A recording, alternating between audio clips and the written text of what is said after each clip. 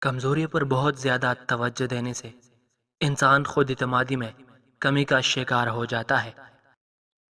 خوش رہنے کے لیے ضروری ہے کہ دوسرے لوگوں کے ساتھ ہمدردی سے پیش آئے۔ غربت ایک ایسی کتاب ہے جس پر تجربات تحریر ہوتے ہیں۔ اگر تم اپنے راز خود نہیں چھپا سکتے تو دوسروں کو بتا کے ان سے رازداری کی امید مت رکھو۔ سچائی پر پوری تصدیق اور برائی پر بغیر تصدیق اور بغیر سوچے سمجھے یقین کر لینا انسانی فطرت کی سب سے بڑی نشانی ہے۔ لوگ اپنی منزل تک جانے کے لیے مختلف راستے تلاش کرتے ہیں۔ اگر کوئی آپ کے ساتھ آپ کے راستے پر نہیں چل رہا تو اس کا مطلب ہرگز یہ مت سمجھے کہ آپ کا راستہ غلط ہے۔ وہ انسان ہنسنا بھول جاتا ہے جو دوسروں کی باتوں کو اپنے ذہن پر سوار کر لیتا ہے اور اپنی زندگی کے فیصلے دوسروں پر چھوڑ دیتا ہے۔ پریشان ہونے کے بجائے ہمیشہ خوش رہنے کی کوشش کرو، کیونکہ پریشانی سے تکلیفیں دور نہیں ہوتی بلکہ انسان کا آج کا سکون بھی چلا جاتا ہے۔ اگر آپ کسی بھی غلطی میں خود کو قصوروار نہیں سمجھتے تو ایک دن آپ کو بہت بڑا نقصان اٹھانا پڑے گا۔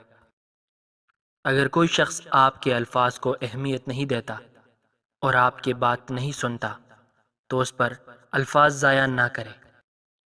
لوگوں کے رویوں کی وجہ سے اپنی زندگی کا سکون کبھی برباد ہونے نہ دے۔ آپ کا مقابلہ خود سے ہونا چاہیے، جس میں آپ کی کوشش اپنے آج کو گزرے ہوئے کل سے بہتر بنانے کی ہونی چاہیے۔ بہترین کے حصول کے لیے حاصل کو کھو دینا بے وقوف انسان کی نشانی ہے۔